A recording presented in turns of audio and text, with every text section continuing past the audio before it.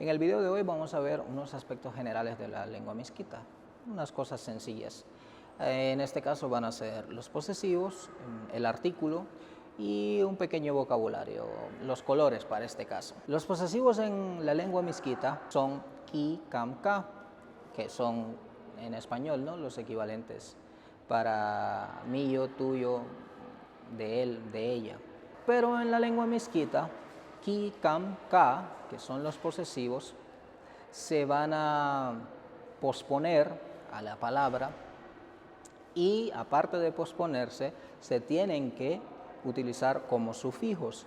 Vamos a ver un ejemplo sencillo con la palabra sus. Yang suski, man suskam, witin suska. Ki, kam, ka. Y vemos que se sufijan. Debe ir unida a la palabra a la que estemos dándole la característica de posesión, ¿no? Pero es interesante que en misquito también existe una palabra ki que se escribe separado. Y cuando esta palabra se escribe por separado, denota interrogación. Entonces, si lo escribimos separado, pues llevará un signo de interrogación al final, que en la lengua misquita los signos van generalmente al final. No al inicio como en el español, que tendríamos al inicio y al final para hacer un interrogante. En el misquito tendríamos solo al final, así como en el inglés. Entonces, probémoslo con la misma palabra. Witin duarka ki, y escribimos ki separado, y es una pregunta, es una interrogante ahora. Con los posesivos en la lengua misquita es así, funciona de esta forma, no es nada complicado, realmente es muy sencillo. Pero existe un pequeño grupo de palabras, si realmente es muy pequeño y reducido, en donde vamos a llamarlas irregulares. En estas palabras, esta regla gramatical de misquito, escribir los posesivos, sufijarlos a la palabra, no aplica. Por ejemplo, tendríamos la palabra utla, casa, y ahora con la regla que hemos visto sería utlaki, utlakam, utlaka.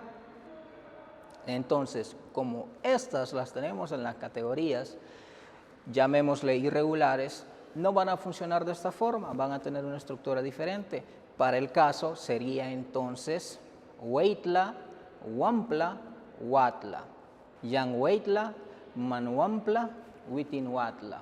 Ahora, si nos fijamos un poquito, vamos a ver que sí existe un patrón en donde en este tipo de palabras, la regla de posesivos que vimos anteriormente se van a infijar, pero al infijarse únicamente queda el sonido final de esa sílaba, ki, kam, ka. Entonces, si nos fijamos, weitla, wampla, watla. Esto es muy sencillo, realmente no es complicado de ver en la lengua misquita. Diera isikum lantaka ya lantaki praktistaki wamawal istisins kamratakas kaisa nukahma nahki isaya an nukahma nahki ulbaya nahki kasakulbaya nahki bilaba painulbaya. Ahora veamos el artículo. El artículo en la lengua misquita pues es específicamente ba, que si intentamos verlos del español pues son él, ella, lo, y incluso para los también y las los vamos a utilizar, solo que para pluralizar en misquito necesitamos otra palabra, pero eso lo veremos después. Entonces será únicamente ba en misquito. Por ejemplo, mayrin ba, weikna ba, saura ba, pain ba. Y así es como el artículo está representado en la lengua misquita.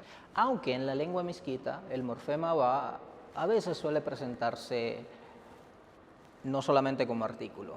Y también es importante mencionar que muchas veces aparecerá el morfema na como artículo, pero este está muy poco estudiado. Se necesitan hacer más estudios para determinar si realmente es un artículo o tiene otra función más. Y para finalizar, entonces veremos un pequeño vocabulario que en este caso van a ser los colores en misquito. Los colores en Miskito realmente son muy fáciles, son usados de forma frecuente y mencionaré, digamos, los más utilizados en la lengua miskita. Entonces, tendríamos Pihni, Pauni, Lalahni, Siksa, Sasai, Sangni, Blue, que es un préstamo lingüístico del inglés, Paurataya, Siakni, Paisawa, Bulni,